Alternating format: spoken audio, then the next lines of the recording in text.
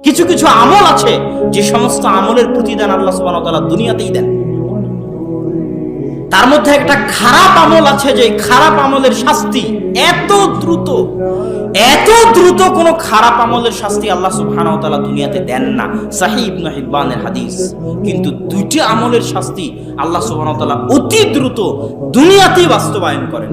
এক, পিতামাতার অবাধ্য হয়ে চলে যে তার প্রতিদান আল্লাহ তাকে দুনিয়াতেই দিবেন।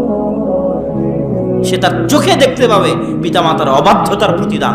হয় তার সন্তান তার অবাধ্য হয়ে যাবে, ও যদি ওর বাপকে বৃদ্ধাশ্রমে রেখে আসে তো ওর সন্তান ওকে বৃদ্ধাশ্রমে রেখে আসবে। না হয় কোনো না কোনো মাধ্যমে আল্লাহ পিতামাতার অবাধ্যতার শাস্তি দুনিয়াতেই দিবেন। আর একটা হচ্ছে জেনা, আল্লাহ জেনার শাস্তি দুনিয়াতেই দিবেন। হয় ভয়ঙ্কর রোগ হবে, ভয়ঙ্কর ব্যাধি হবে, না হয় দারিদ্রতা দেখা দিবে। কোনো না কোনো মাধ্যমে আল্লাহ সুবহানাহু ওয়া তাআলা জেনার শাস্তি দুনিয়াতেই দিবেন।